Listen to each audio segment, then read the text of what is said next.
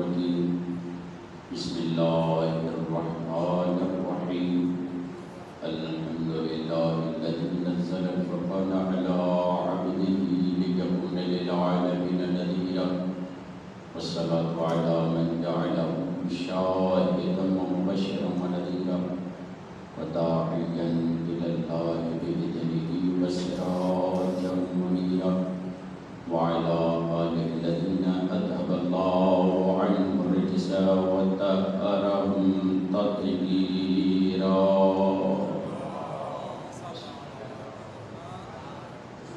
اللهم صل وسلم وزد وبارك على صاحب دعوة النبوية وسودة الحيدرية والعصمة الفاطمية والحلم الحسنية والشجاعة الحسينية والعبادة السجادية والمآثر الباقرية والآثار الجعفرية والعلوم الآدمية والهجر النبوية والجود التقوية والنقاوة النقوية والهيبة العسكرية والغيبة الإلهية أعني بقية الله في الأرضين والروحي وأرواح العالمين لتراب مقدمهم فدا ولعنة الله على أعدائهم أجمعين من يومنا هذا إلى قيام يوم الدين رب اشرح لي صدري ويسر لي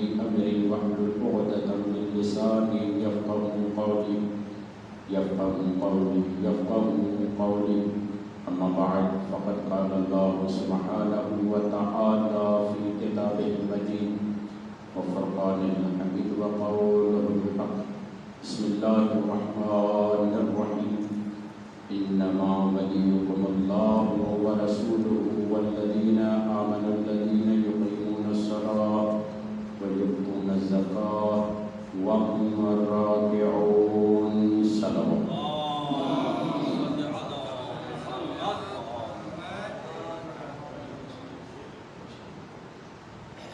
شکر گزار ہیں خالق کائنات کے کہ پروردگار عالم نے گندگی کے دنیا کے ڈھیر سے اٹھا کر فرش عزا میں بٹھا دیا. سعادت مند ہے وہ قوم جو اپنے آپ کو مصروف عبادت عزا رکھتی ہے. بیان کیا گیا کہ علماء عرفان جو افراد مجلس میں شرکت کرتے ہیں ان کے لیے یہ جملہ کہتے ہیں کہ یہ اپنی مرضی سے نہیں بلکہ حضرت زہرا کی تائید اور حضرت زہرا کی مرضی سے آئے ہیں. سورہ مائدہ کی آیت نمبر 55 اور مقدماتی طور پر بیان ہوا کہ قرآن مجید کی ہر سورہ کی کچھ آیات غرر آیات کہلاتی ہیں. غرر آیت کا مطلب یہ ہے کہ اگر ان آیتوں کو سمجھ لیا جائے تو اس سورے کا جو پورا مطلب ہے وہ ہمارے ہاتھ میں آ جاتا ہے. یعنی پروردگار عالم نے ہر سورہ میں کچھ آیتیں ایسی رکھی ہیں اگر ان آیتوں کو نکال لیا جائے تو سورہ اپنا مطلب پورا نہیں کر پاتی. ہم سورہ سے صحیح طور پر ہدایت نہیں لے پاتے. مگر کچھ آیتیں ایسی ہیں کہ اگر ان تمام سوروں میں سے ان آیتوں کو لے لیا جائے تو گویا کہ تمام اس سورت کا مطلب ہمارے ہاتھ میں آ جاتا ہے. اور اس سورہ مائدہ کی یہ آیت تو ایسی ہے کہ اگر اس ایک آیت پہ غور کیا جائے تو پورا قرآن کا مطلب ہمارے ہاتھ میں آ جاتا ہے. یعنی یہ ایسی آیت ہے اگر کوئی اس آیت پر عمل کرے تو ایسا ہی ہے گویا کہ اس نے پورے قرآن پر عمل کیا ہے. کیونکہ قرآن کا مطلب اور قرآن کا نتیجہ بھی یہی ہے کہ تم 3 ولایتوں کے تحت اور سائے ہو.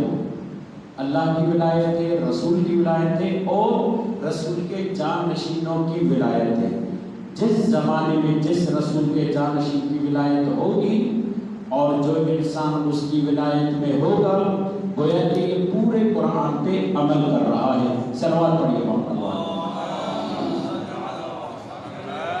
اور اسی لیے سورہ بقرہ میں یہ بھی سورہ بقرہ کی یہ آیت جو ہے یہ بھی غرر آیات میں سے اللہ ولی الذین آمنوا یخرجہم من الظلمات الی النور یعنی جن کا اللہ ولی ہے اللہ انہیں ظلمات سے نکال کر نور میں لے کر آتا ہے. جو بھی اللہ کی ولایت میں آتا ہے، جو بھی رسول کی ولایت میں آتا ہے، جو بھی رسول کے جانشین کی ولایت میں آتا ہے، پھر ولایت میں آتے ہی پروردگار عالم کا ان پر لطف یہ ہو جاتا ہے اب یہ ظلمت میں نہیں رہتے بلکہ پروردگار عالم انہیں گمراہی سے نکال کر نور یعنی ہدایت کی طرف لے کر آتا ہے. یعنی یہ پورے قرآن کا مطلب اسی آیت میں موجود ہے. یعنی اب ہم یہ کہہ سکتے ہیں یہ سورہ مائدہ کی صرف قرآن آیت نہیں ہے بلکہ مائدہ دسترخوان کو کہتے ہیں.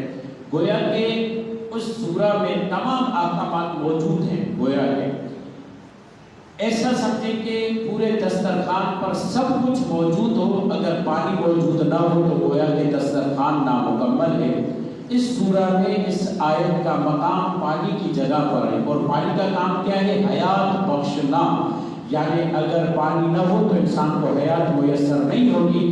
اگر ولایت اہل بیت کے سائے میں انسان نہ ہو تو یہ انسان زندہ نہیں کہلائے گا.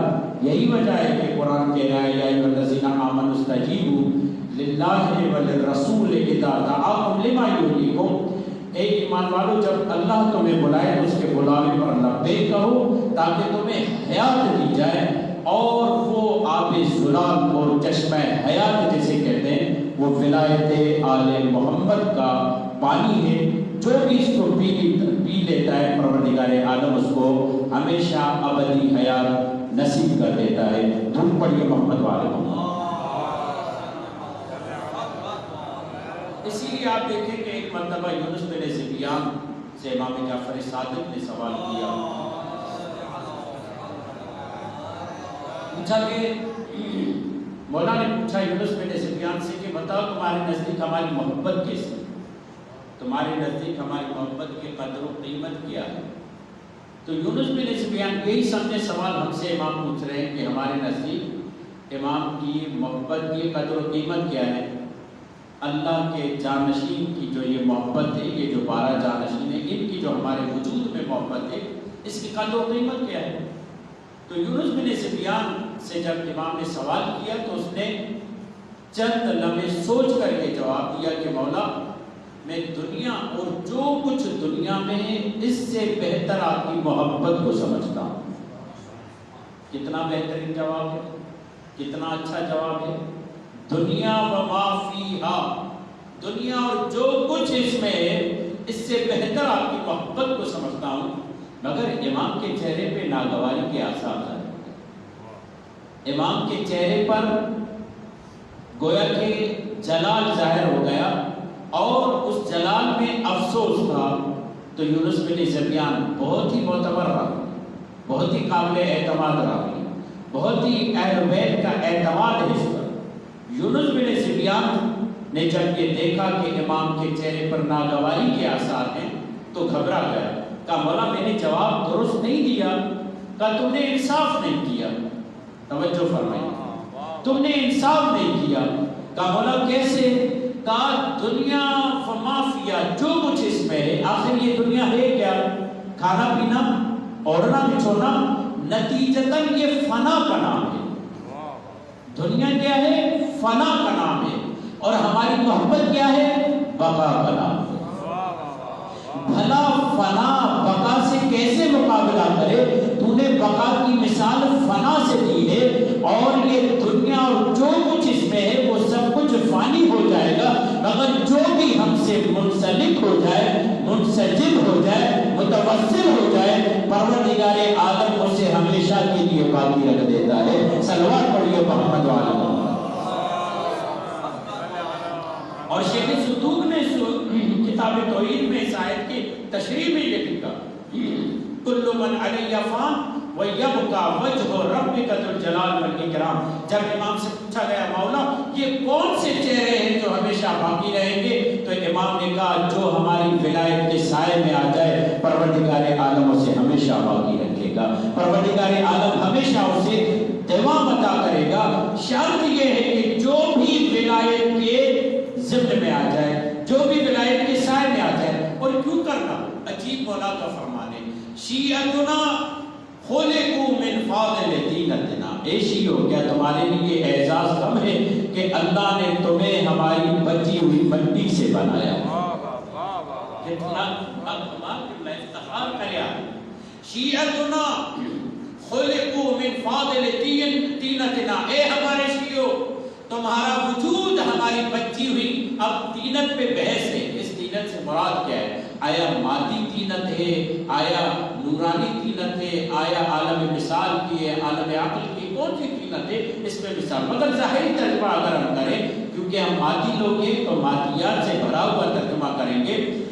شیعتنا خلقوا من فاضل طینتنا، اے ہمارے شیعو تمہیں ہماری مٹی سے پیدا کیا گیا ہے، بچی ہوئی مٹی سے، اور صرف اتنا نہیں وَأُجِنُوا بِمَاءِ وِلَایَتِنَا، اور تمہاری اس مٹی کو ہماری ولایت کے پانی سے گوندھا گیا۔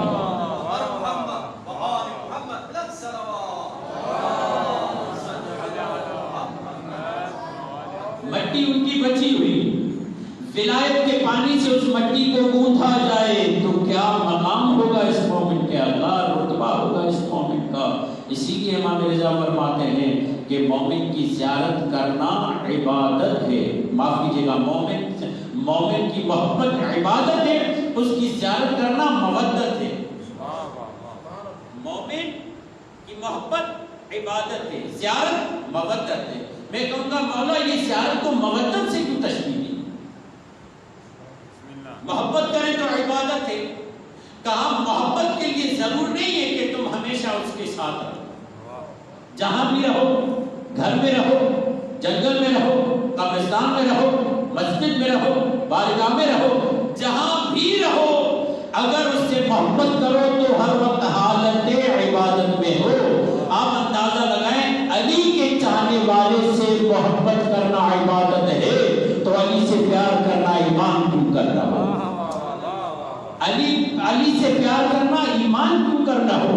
علی کے چاہنے والے سے محبت عبادت ہے، اور مولا رضا فرما رہے ہیں کہ تمہاری مومن کا زیارت کرنا مودت ہے۔ مولا مودت کیوں کہہ رہے ہیں؟ کہا مودت کے کلمے کو سمجھنے کے لیے علماء کرام نے بہترین مثال دی ہے۔ وہ بہترین مثال یہ کہ پانی سے مچھلی کو محبت نہیں ہوتی، مودت ہوتی ہے۔ یعنی محبت میں ملنا ضروری نہیں ہوتا، تعلقات ضروری نہیں ہوتے، قریب رہنا ضروری نہیں ہوتا، مگر مودت میں تو قریب رہنا ضروری ہوتا ہے، مودت میں تو ساتھ رہنا ضروری ہوتا ہے۔ اگر مچھلی پانی میں نہ رہے تو اس کی موت ہو جاتی ہے۔ گویا امام رضا یہ فرما رہے ہیں اگر تم آپس میں محبت رکھو تو یہ تمہاری موت کا سبب بن سکتا ہے، مگر جب تم زیارت کرو گے تو یہ مودت ہے، تمہارا آپس میں ملنا صرف تمہیں زندہ نہیں رکھتا بلکہ ہمارے دین کو زندہ رکھتا ہے۔ امام نے جملہ امام رضا کا جملہ ہے، ملو۔ مولا سے پوچھا گیا مولا کیوں ملے؟ کہا تمہارا ملنا ہمارے امر کو زندہ کرتا ہے، یعنی تم آپس میں ملتے ہو تو ہمارا امر زندہ ہوتا ہے۔ مولا آپ کا امر ہے کیا؟ کہ ہمارا امر ولایت آل محمد ہے، یعنی مولا نے مومن کی ملاقات کا مقصد بھی بتا دیا۔ جب مومن ملتا ہے تو دنیا داری کی باتیں نہیں کرتا، گاڑیوں کی باتیں نہیں کرتا، بنگلوں کی باتیں نہیں کرتا، پیسوں کی باتیں نہیں کرتا، ملتے ہی اپنی گفتگو کی شروعات یا علی مدد سے کر کے بتاتا ہے میرا موضوع بھی ولایت ہے، میرا جینا بھی ولایت ہے، میرا مرنا بھی ولایت ہے۔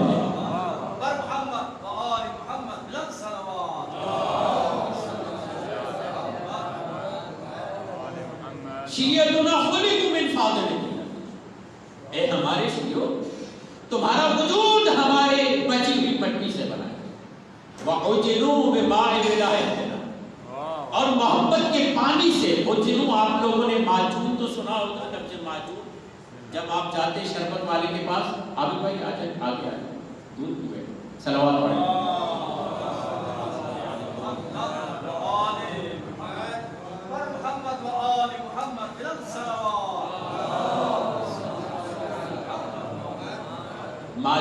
معجون میں کیا ہوتا ہے؟ دو چار چیزیں ملا کر طاقت آور بنا کے جوس دیا جاتا ہے، عجن سے معجون ہے، یعنی یہ اہل بیت کی طینت سے بچی ہوئی مٹی، اہل بیت سے بچی ہوئی مٹی، اس بھی ولایت کا پانی ملایا جائے، اس سے اس مٹی کو گوندھا جائے. اجروا بماء ولایتنا. اب مولا اس کا اثر بتا رہے ہیں. یفرحون لفرحنا ویحزنون لحزننا. بس جب ہم خوش ہوتے ہیں تم خوش ہو جاتے ہو، اور جب ہم غم زدہ ہو جاتے ہیں تم غم زدہ ہو جاتے ہو. یہ جو بیٹھے بٹھائے ہم غم زدہ ہو جاتے ہیں، اس کی وجہ کیا ہے؟ جدید سائنس نے اور جدید سائیکولوجسٹ نے جو نفسیات کے علوم پر تحقیق کرتے ہیں اور لوگوں پر تحقیق کرتے ہیں، وہ کہتے ہیں کہ جب انسان بیٹھے بٹھائے اداس ہو جائے تو چند اس کی وجوہات ہیں. ایک انسان وہ اداس ہو جاتا ہے بیٹھے بٹھائے جس کا کوئی ہدف نہیں، جس کا کوئی ہدف نہ ہو، اس پر اداسی کے کرنٹ آتے رہتے ہیں. چلتے چلتے چلتے یہ کرنٹ اتنا گہرا ہو جاتا ہے کہ اداسی سے بڑھ کر نا امیدی میں منتقل ہو جاتا ہے.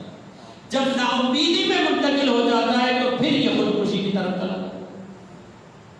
نمبر 2 کا اداس وہ ہوتا ہے جو حالات کے حوالے ہوتا ہے، جس کے حوالے حالات ہوں وہ اداس نہیں ہوتا، کیونکہ وہ اپورچنٹی کو موقع سے فائدہ اٹھاتے ہوئے اپنے ہدف کے لیے استعمال کرتا ہے. اس جملے سے یہ بات سمجھ میں آتی ہے کہ جس کا ہدف نہ ہو وہ اداس ہوتا ہے. 2 جو حالات کے حوالے ہو جاتا ہے وہی حالات کے حوالے ہوتا ہے جس کا ہدف نہیں ہوتا. یہ 2 ایشو تو نیگیٹو ہے، مگر جس کا ہدف بھی ہو، حالات بھی اس کے حوالے ہو، پھر بھی وہ حالت اداسی میں چلا جائے، یہ پازیٹیو ہے، اس میں نیگیٹیوٹی نہیں. امام جعفر صادق علیہ السلام علل الشرائع کی روایت ہے. علل الشرائع میں ایسی روایتیں مل جاتی ہیں آپ کو، مثلا چھینک کیوں آتی ہے، انسان جو ہے وہ کیا کہتے ہیں اس کو، جمائی کیوں لیتا ہے، ڈکار کیوں لیتا ہے، 10 سوئی واش روم جاتا ہے تو وہ نیچے کیوں دیکھتا ہے. یہ ساری اس کی حکمت ہے، ٹھیک ہے. اس میں سے یہ حکمت مولا سے پوچھا گیا، مولا یہ بیٹھے بٹھائے ہم اداس کیوں ہو جاتے ہیں؟ مولا نے اس کی ایک وجہ یہ بتائی کہ جب تمہارے زمانے کا امام اداس ہوتا ہے، کیونکہ تم روحانی طور پر اس سے متصل ہوتے ہو، جیسے روح امام اداس ہو جائے تم بھی اداس ہو جاتے ہو. اس کا مطلب کیا ہوا؟ اس کا مطلب یہ ہوا کہ وہ اسپریچول پاور رکھتا ہے، وہ روحانی طاقت رکھتا ہے. کیسی؟ امام سے اتصال کرنے کی. جب امام خوش ہوتا ہے تو یہ بھی خوش ہو جاتا ہے، جب امام اداس ہوتا ہے تو یہ بھی اداس ہوتا ہے. اب جب یہ اداس ہوتا ہے اور یہ روایت پتہ چل گئی کہ میرا امام اداس ہے، اسی لیے میرا دل بھی اداس ہو رہا ہے، تو اب سبب ڈھونڈو کہ امام کس وجہ سے اداس ہوتا ہے. تو امام نے بتایا میں کس وجہ سے اداس ہوتا ہوں، جب میرا ماننے والا کسی مشکل میں ہوتا ہے تو اس وجہ سے میں اداس ہو جاتا ہوں. یہ جو دعا ہے، اور ماہ رمضان میں ہر نماز کے بعد امام نے تاکید کی ہے کہ اس دعا کو پڑھا جائے. یا علی یا علی یا غفور بہت پیاری لگتی ہے دعا، کیونکہ اس میں صرف انفرادی وظیفہ ہے، اجتماعی وظیفہ نہیں. یا علی یا علی یا غفور یا رحیم انت رب العظیم الذی لیس کمثلہ شیء. وہ مسلم کیسے ہے وہ دعا جو ماہ رمضان میں پڑھتے ہیں. یہ پوری آخر میں آ کر کیا جملہ ہوتا ہے کہ پروردگار مجھے جہنم کی آگ سے بچا، جنت میں ڈال دے. یہ ہوتا ہے. مگر امام زمانہ نے ایک اور دعا دی ہے جو ماہ رمضان میں ہر نماز کے بعد پڑھنی ہے. زیادہ تر ہم یہی دعا پڑھتے ہیں، یا علی یا علی یا غفور یا رحیم، یہی دعا پڑھتے ہیں. مگر امام نے ایک اور دعا دی ہے، وہ کیا ہے؟ اللہم ادخل علی اہل القبور السرور، اللہم امن کل فقیر، اللہم اشف کل جا، اللہم اکس کل عریان، اللہم اقض دین کل مدین، اللہم فرج عن کل مکروب، اللہم رد کل غریب. یہ ایسی دعا ہے جس میں صرف اوروں کے متعلق امام نے ذمہ داری کی. اس میں صرف یہ ہے کہ مجھے اپنے آپ کو جہنم سے بچانا ہے. توجہ ہے؟ اس میں صرف یہ ہے کہ مجھے اپنے آپ سے بچانا ہے، مگر اس میں یہ ہے مولا فرما رہے صرف اپنے آپ کو اپنی فکر نہیں کرو بلکہ اوروں کی بھی فکر کرو، اور اس میں ابتدائی جملہ یہ اللہم ادخل علی اہل القبور السرور، او پروردگار جتنے بھی قبر میں لوگ ہیں انہیں حالت سرور میں، حالت جنت میں داخل فرما۔ اس کا ہم سے کیا تعلق؟ اللہم ادخل علی اہل القبور السرور، اور یہ یاد رکھیے گا دعا نسخے کا نام نہیں ہے، یعنی ایسا نسخہ نہیں ہے کہ ڈاکٹر نے لکھ کر دیا اور آپ جیب میں رکھ دیں۔ جیب میں رکھیں گے فائدہ ہوگا؟ جب تک میڈیکل کے پاس نہ جائیں وہ دوائیاں نہ لیں اور ان دوائیوں کو آپ استعمال نہ کریں تب تک یہ فائدہ نہیں پہنچاتا۔ دعا صرف وظیفے کا نام نہیں ہے، دعا مطالبے کا نام۔ دعا میں باقاعدہ مطالبات رکھے گئے، اللہم ادخل علی اہل القبور السرور، اللہم اغنی کل فقیر۔ عجیب دعا ہے، پروردگار جتنے بھی فقیر ہیں ان سب کو غنی کر دے۔ اللہم اغنی کل فقیر، جتنے بھی دنیا میں فقیر ہے کوئی بھی فقیر رہنے نہ پائے، کیا یہ ممکن ہے؟ مگر امام تو کہہ رہے ہیں جب تم اپنے ارادوں کو قوی رکھو گے، عظیم رکھو گے، تب جا کر تم کچھ اقدام کر پاؤ گے۔ امام زمانہ کی دعا یہ ہے، مولا یہ فرماتے ہیں اگر تم کسی فقیر کی فکر کرو تو ہم تمہاری فکر کریں۔ اللہم اغنی کل فقیر، اللہم اشفی کل جاع، اللہم اکف کل عریان۔ پروردگار جتنے بھی بھوکے ہیں ان کو کھانا کھلا دے، جتنے بھی بے لباس ہیں انہیں لباس عطا دے۔ یہ کون کرے گا؟ کون کرے گا؟ حضرت آدم کے پاس جبرائیل آئے، جبرائیل نے آ کر یہ کہاں سے بات چل رہی ہے؟ یہیں سے کہ امام فرمائے رہے جب ہم خوش ہوتے ہیں تم خوش ہوتے، جب ہم محزون ہوتے ہیں تم محزون ہوتے، یعنی ہمارا روحانی طور پر اتصال امام سے اتنا ہونا چاہیے، توجہ یہاں رکھیے، ہمارا روحانی طور پر امام سے اتصال اتنا ہونا چاہیے۔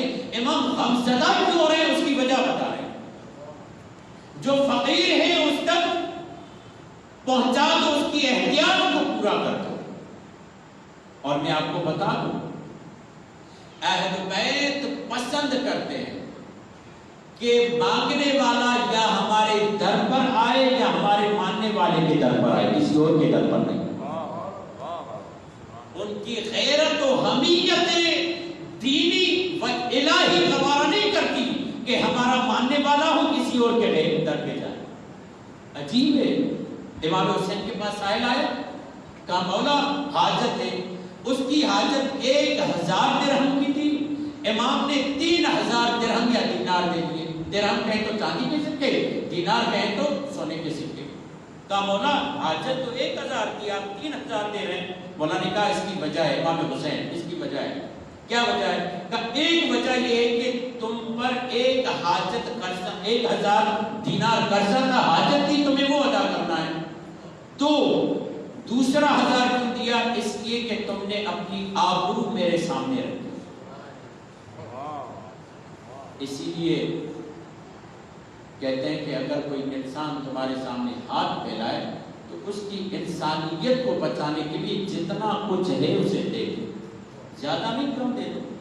آبرو جو اس نے سامنے، اپنے آبرو، اسی لیے سخت تاکید کی گئی ہے کہ خبردار کسی کے سامنے ہاتھ مت پھیلاؤ۔ بہت دین اسلام نے منع کیا ہے سختی کے ساتھ۔ اللہ نے مومن کو ہر چیز کی اجازت دی ہوئی ہے مگر اپنی آبرو کو، اپنی عزت کو ذلیل کرنا اس کی اللہ نے اجازت نہیں۔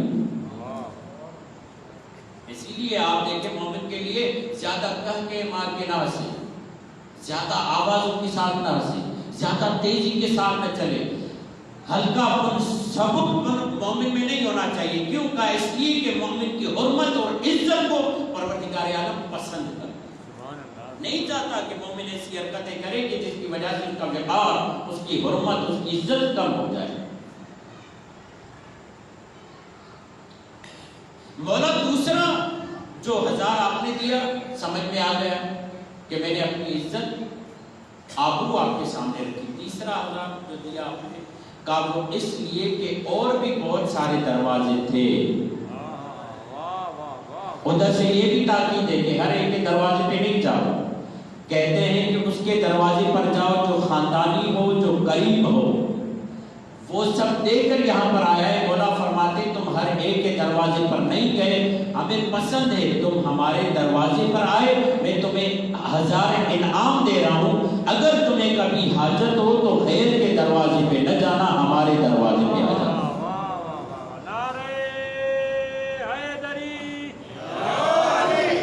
کتنا پسند کرتے ہیں, ہمارے دروازے پر آؤ, کسی غیر کے دروازے پہ مت جانا. حسین کو پسند نہیں ہے حسین کا چاہنے والا کسی غیر کے دروازے پہ چلا جائے, یا حسین کے چاہنے والے کے دروازے پہ جانا. خبردار, جبرائیل حضرت آدم کے پاس آئے. اے جبرائیل, جب اللہ تم سے مانگنے آئے تو اسے خالی مت لوٹاؤ.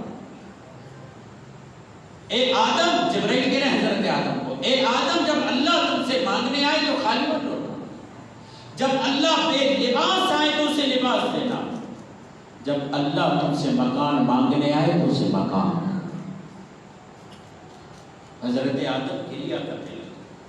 کیا اللہ پر بھی ایسے حالات آتے ہیں جب خدا بے لباس ہو, بے مکان ہو, بھوکا ہو؟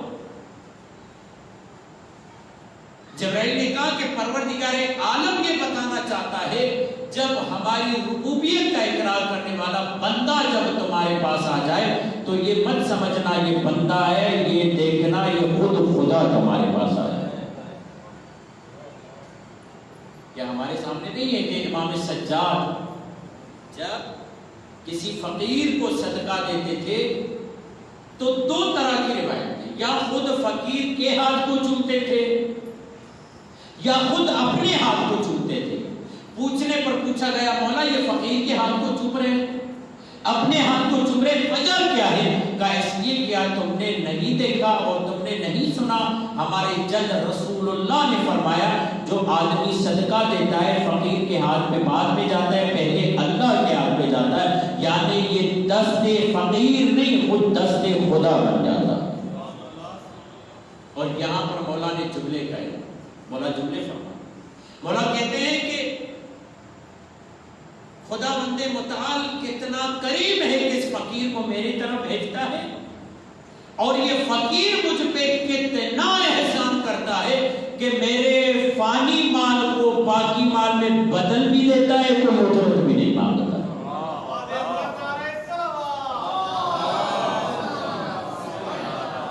ہم کیا سمجھ رہے ہوتے ہیں, ہم فقیر کو دے رہے ہیں, مگر امام سجاد کہہ رہے ہیں کہ سوچ بدلو, تم فقیر کو نہیں دیتے بلکہ جب تم فقیر کو دیتے ہو یہ فقیر کی قوت, یہ فقیر کی روحانیت, یہ فقیر کی عظمت ہے کہ ہمارے فانی مال کو باقی مال میں بدل دیتا ہے. امام زین العابدین کے زمانے میں درود ہے کہ محمد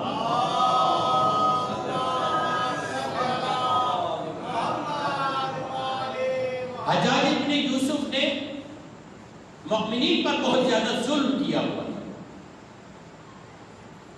جب مؤمنین پر بہت زیادہ ظلم ہوا تو امام سجاد نے اپنے مؤمنین سے, اپنے چاہنے والوں سے, اپنے شیعوں سے کہا کہ تم حالت تقیہ میں چلو.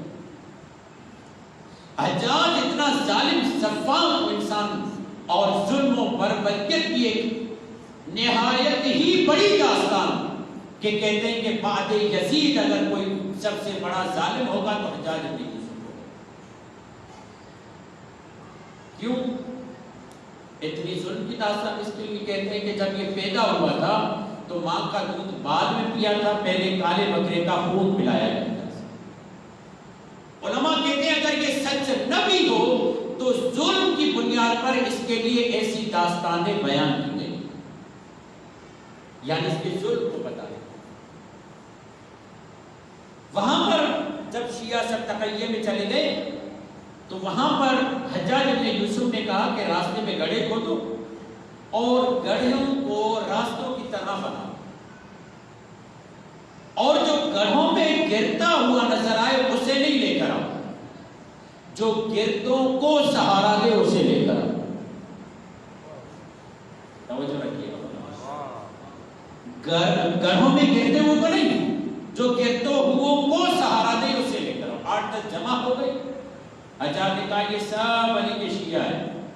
کہا تمہیں کیسے پتا چلا یہ سب علی کے شیعہ ہے؟ کہا دیکھا نہیں، جو گردوں کو سہارا دے کوئی اور ہو ہی نہیں سکتا سوائے علی کے۔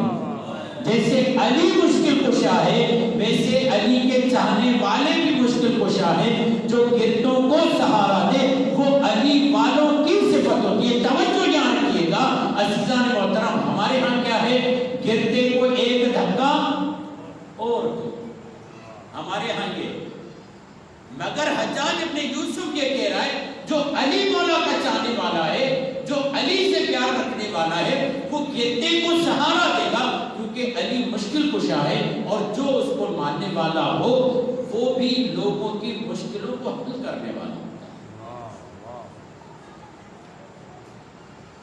امام یہ فرما رہے ہیں یفرحون لفرحنا ویحزنون لحزننا، جب ہم خوش ہوتے ہیں تم خوش ہو جاتے ہو، جب ہم غمزدہ ہو جاتے ہیں تم غمزدہ ہو جاتے ہو، اور ہمارے غم کی وجہ کیا ہوتی ہے؟ ہمارے غم کی وجہ یہ ہوتی ہے کہ مؤمنین مشکل میں ہوتے ہیں۔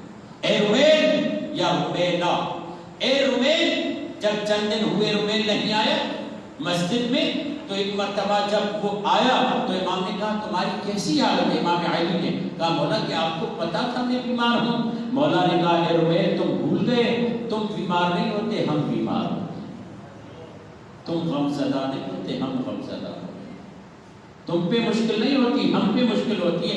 اسی لیے امام یہ فرماتے ہیں اگر ہماری رحمت کا سایہ تم پر نہ ہوتا تو یہ جو ہمارے دشمن جو درندے بنے پھرتے ہیں تمہارے وجود کو بوٹی بوٹی بنا دیتے۔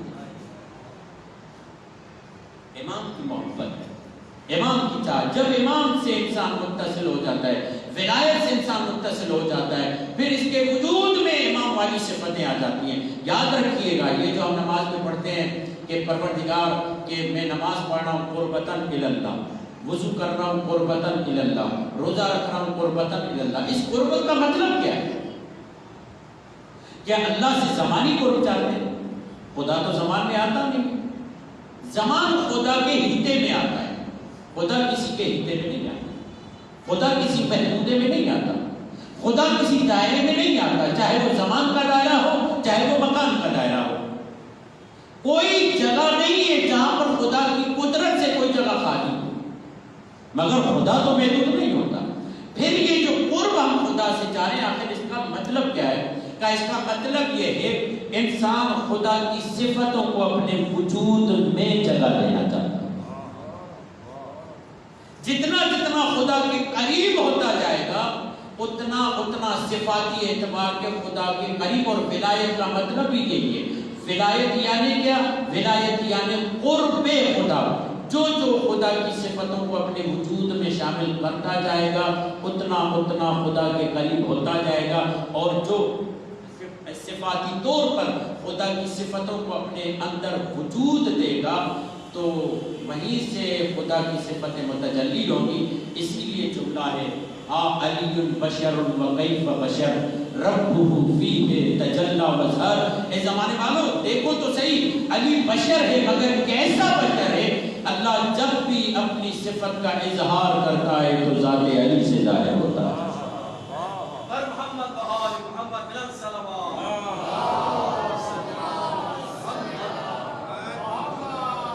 علی مولا نے اپنے وجود میں خدا کی صفتوں، اور اگر ہم چاہتے ہیں کہ خدا کے قریب ہو جائیں کیا کریں؟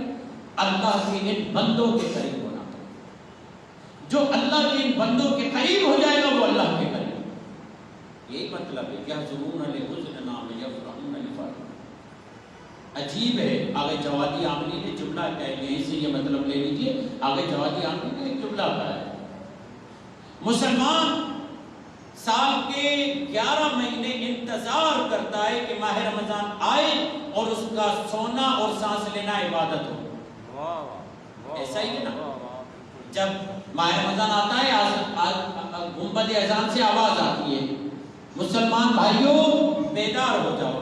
کس لیے بیدار ہو جائے؟ ماہ رمضان آیا، خدا کا فرمان یا ایھا الناس قد اقبل الیکم شہر اللہ بالبرکۃ والرحمۃ والمغفرۃ، اے لوگوں تمہاری طرف وہ اللہ کا مہینہ آ رہا ہے جو رحمت مغفرت کے ساتھ اور کرامت کے ساتھ تمہاری طرف آ رہا ہے، برکت کے ساتھ تمہاری طرف آ رہا ہے۔ اس کا فائدہ کیا ہوگا؟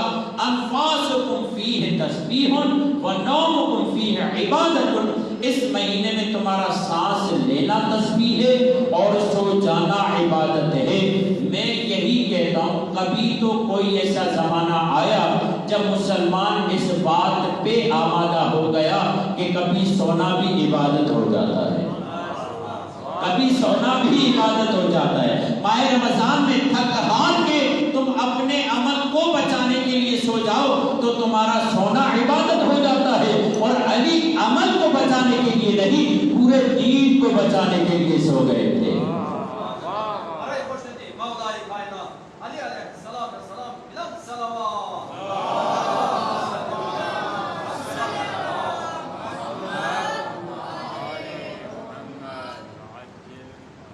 وہاں پر آگے جوادی عاملی یہ جملہ فرماتے ہیں، اہل بیت کی محبت تمہیں ماہ رمضان کا انتظار نہیں کروانے دیتی، بلکہ روایت امام صادق، اور یہ ایسی روایت ہے واقعی یہ غرر بیانات میں سے بیان ہے جو معصومین کی محبت، تعلیمات اور ولایت کی عظمت کو بیان ہے۔ مولا کیا فرماتے ہیں؟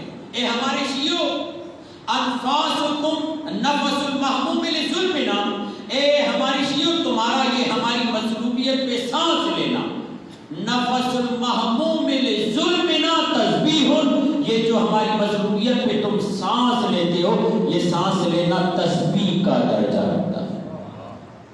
وَهَمُّهُ لَنَا عِبَادَةٌ، اور یہ جو ہماری مظلومیت پہ آہ بھرتے ہو یہ آہ بھرنا عبادت ہو جاتا ہے۔ مسلمان ماہ رمضان کا انتظار کرے، سانس لے تسبیح بنتا ہے۔ اگر یہ آل محمد سے محبت کر کے اس کی مظلومیت کا دم بھرتا ہے، اس کی سانس تسبیح ہے، دم عبادت ہے۔ ہر وقت کب امام کے قریب ہوں گے؟ بس میں ایک واقعہ چاہتا ہوں آپ کے گوش گزار کر، پھر یہ ولایت کا مطلب ہمیں سمجھ میں آتا ہے کہ جب ہم ان کی صفتوں کو اپنے وجود میں جگہ دیں۔ ایک عامل تھا، امام زمانہ کو بہت زیادہ ڈھونڈتا تھا، تلاش کرتا تھا۔ عاملوں کا کام بھی یہی ہوتا ہے، عامل بے عمل کو نہیں کہتے بلکہ وہ عمل بھی کرتا ہے، ساتھ میں اپنے مطالب اور مقاصد کو بھی حاصل کرتا رہتا ہے۔ اس نے بڑے زائچے بنائے، کئی عرصے سے لگا ہوا تھا، مگر ایک دن سے اس نے جب زائچہ بنایا تو اسے احساس ہوا کہ امام حسن ابتئی صاحب نے یہ واقعہ لکھا ہے، اسے احساس ہوا کہ میرے محلے میں ایک لوہار جوان امام اس کے پاس بیٹھا، جو ڈھونڈ رہا ہے اس کے پاس امام نہیں جا رہے، اور جو اپنے رزق کے حلال کی تگ و دو میں ہے امام اس کے پاس پہنچے۔ یہ ڈھونڈ رہا ہے نہیں، یہ اس سے پہلے کہ چپلیں پہنتا انتظار کیے بغیر فوراً دوڑا، اس دکان کے دروازے پر پہنچا، امام نے اشارہ کیا خبردار اسے پتہ نہیں چلنا چاہیے کہ میں کون ہوں۔ آیا امام کے پاس بیٹھ گئے، بولا میں اتنے سالوں سے آپ کو ڈھونڈ رہا ہوں، آپ میرے پاس نہیں آتے۔ وہ بات بھول تو نہیں کہنا جو ابتدا میں کون سی کہ امام کیا فرماتے ہیں؟ اللہم اغنِ کل فقیر، اللہم اشفِ کل جا، اللہم اکسو کل عریان، اللہم اغنِ کل غریب، پروردگار بھوکے کو کھانا کھلا، بے لباس کو لباس دے، ہر مقروض کا قرض ادا کر دے۔ کس کے ذریعے ہوگا؟ کس کے ذریعے سے ہوگا؟ امام آئیں گے نہیں کریں گے یا نہیں؟ امام اپنے چاہنے والوں کو وظیفہ نہیں بلکہ نسخہ دے رہے ہیں کہ جاؤ اس پر جا کر عمل کرو۔ یہ بیٹا ہوا ہے، تھوڑی دیر گزری کہ ابھی تمہیں پتہ چل جائے گا کہ ہم ان کے پاس کیوں آئے ہوئے ہیں۔ تھوڑی دیر گزری کہ ایک بوڑھی خاتون آئی اور اس نے پرانا تالا دیا، لوہار تھا، ظاہر سی بات ہے لوہے والی چیز لے کر آئی، کہا کہ بیٹا یہ تالا پرانا ہو گیا ہے، بیچنا چاہتی ہوں، کیا تم اسے خریدو گے؟ اس نے تالا دیکھا، جیسا طریقہ کار ہوتا ہے دکاندار کا، دیکھ کر اس نے کہا کہ مثلا میں تمہیں 10 روپے دوں گا۔ تو خاتون حیران و پریشان ہو گئی، کہا بیٹا دوسرے 1 روپیہ دینے کے لیے تیار نہیں۔ تم 10 روپے دے رہے ہو. اب جو اس نے جواب دیا ہے اس کے جواب نے ہمیں سمجھایا کہ امام اس کے پاس کیوں آئے ہیں. اللہ اکبر. کہا اماں دیکھو میں اس امام کا انتظار کرنے والا ہوں جو خود عادل ہے، جو خود انصاف کرنے والا ہے. بھلا یہ کیسے ہو سکتا ہے جو عادل کا انتظار کرے اور خود عادل نہ کرے؟ تو پھر تو میں امام کا منتظر نہیں ہوا نا. کہتے ہیں کہ علماء کرام فرماتے یہاں سے اس نے 2 کام کیے.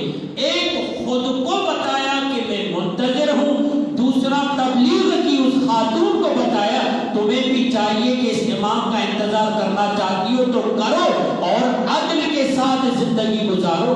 بس یہ جملے ختم ہوئے، معاملہ ختم ہوا. امام اس عامل کے ساتھ اٹھے اور اس جوان کو کہا بھائی اب میں تم سے اجازت لیتا ہوں. پتہ چلا جو اپنے کردار کو اتنا بلند کرے امام کو بلانے کی ضرورت نہیں پڑتی، بلکہ خود بخود امام آ جاتے ہیں. صرف آتے نہیں بلکہ بھائی کہہ کر سلام کرتے ہیں. امام نے خدا حافظی کی. خدا حافظی کے بعد پھر بھی یہ نادان پوچھتا ہے کہ بتائیے مولا یہاں کیوں آئے تھے؟ کہا اتنی داستان ہو گئی اب بھی تمہیں بتانے کی ضرورت ہے کہ میں یہاں پر کیوں آیا تھا؟ مولا کیوں؟ کہا دیکھا نہیں اس نے ہماری صفت کو اپنے وجود میں جگہ دی، تم ہماری صفتوں کو اپنے وجود میں جگہ دو، تمہیں ہمیں ڈھونڈنے کی ضرورت نہیں پڑے گی، ہماری طرف آنے کی ضرورت نہیں پڑے گی، ہم خود بخود تمہارے پاس چلے ہیں. ایک جملہ کہوں، امام حسین کی زیارت پہ جانے والے ضرور جاؤ، مگر یہ توجہ کرنا کہیں امام حسین یہ نہ پوچھ لے تمہارے پڑوس میں جو حسینی رہتا ہے اس کے کیا حالات ہیں.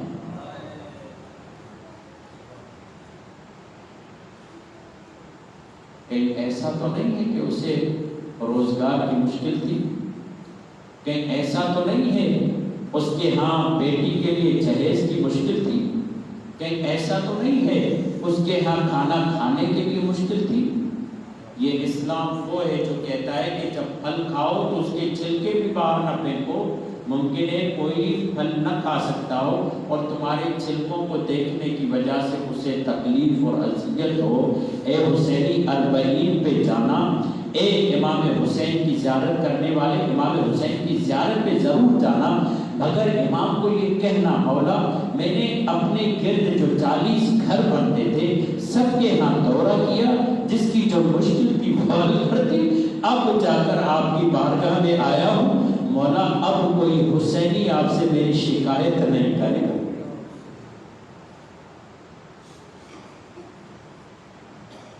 کیوں؟ اس لیے کہ حسین بھی چاہتے ہیں کہ جب تم میرے پاس آؤ تو میرے جانے والی کی شکایت کوئی مجھ تک نہ پہنچے.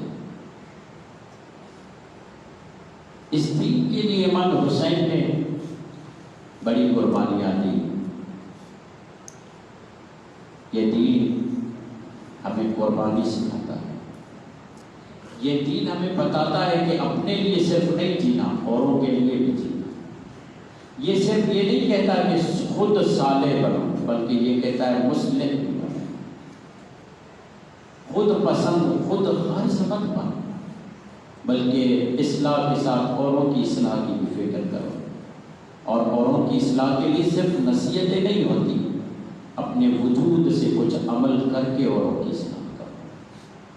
اور اسی لیے حسین اپنے ساتھ اپنی بے گناہی کے 2 ثبوت لے کر چلے.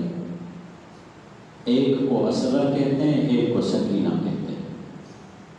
آپ کو معلوم ہے نا، ویسے تو جناب سکینہ جو ہمارے ہاں ہے اس کا اصل نام رقیہ ہے، مگر اسے ہم سکینہ کہتے ہیں.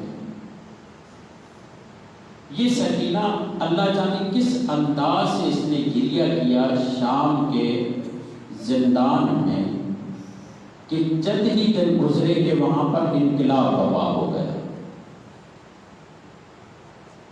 اور جناب سکینہ کی گریہ کا وقت کیا ہوتا تھا؟ دن نہیں ہوتا تھا، رات کے ٹائم میں،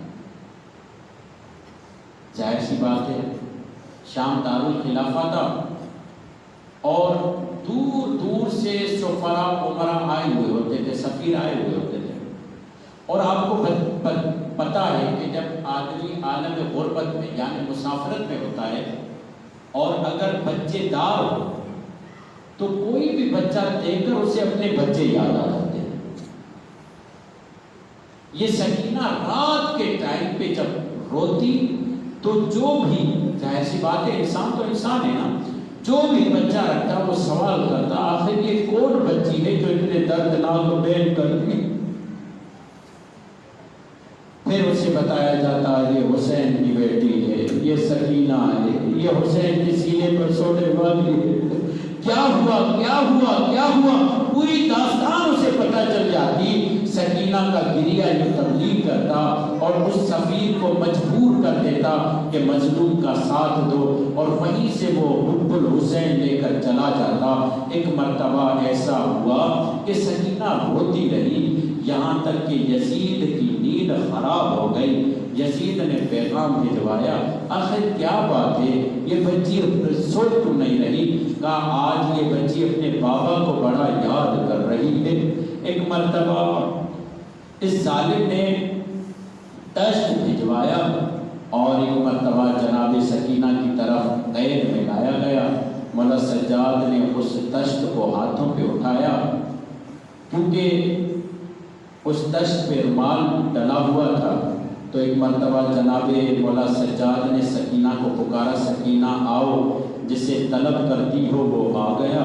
تو ایک مرتبہ جناب سکینہ نے رو کر کہا بھیا میں نے کھانا نہیں مانگا، میں نے اپنے بابا کا سر مانگا ہے. ایک مرتبہ سر سے رومال ہٹایا گیا تو کیا دیکھا بابا کا سر ہے.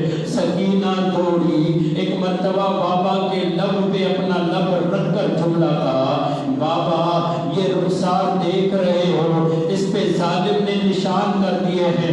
امام زمانہ نے جملے کہے ہیں میرا سلام ان رخساروں پر جو کوفے سے شام، کربلا سے کوفہ، کوفہ سے شام، قید تک مختلف رنگوں میں بدلتے رہے. کبھی یہ لال ہو گئے، کبھی یہ نیلے ہو گئے، کبھی یہ سیاہ ہو گئے. سکینہ کہتی ہے بابا جو تم آپ نے پہنائے تھے بابا وہ ظالم چھین کر لے گئے. ایک مرتبہ سکینہ نے سوال کیا بابا یہ خون سے داڑھی آپ کی کس نے خضاب کی ہے؟ بابا یہ بے ترتیب رگیں آپ کی کس نے کاٹی ہے؟ بابا ایک مرتبہ سکینہ زندان شام میں لیٹ گئی اور جملہ کہا، رونے کے لیے بڑا جملہ ہے، کہا بابا ہمیشہ میں آپ کے سینے پہ سوتی تھی، آج میں آپ کو اپنے سینے میں سلاتی ہوں. ارے بابا آ جائیے، سکینہ کے سینے پہ سو جائیے. ایک مرتبہ سر حسین کو سکینہ نے اپنے سینے میں رکھا اور آہستہ آہستہ سکینہ کی ہچکیاں بند ہونا شروع ہوئی. آخری ہچکی لی، جناب زینب نے نبض حیات پہ ہاتھ رکھا. جناب زینب نے جملہ کہا انا للہ و انا الیہ راجعون. سجاد حسین کا تعویذ ہم سے بچڑ گیا. بی بی زینب یہ کہتی ہے سکینہ کی موت نے مجھے بوڑھا کر دیا، ارے کمر شکستہ ہو گئی. اللہ لعنت اللہ علی قومک وسيعلم الذين ظلموا أيهم منقلب. پروردگار ہماری اس عبادت کو اپنی بارگاہ میں قبول فرما، ہمارے صغیرہ کبیرہ گناہوں کو معاف فرما.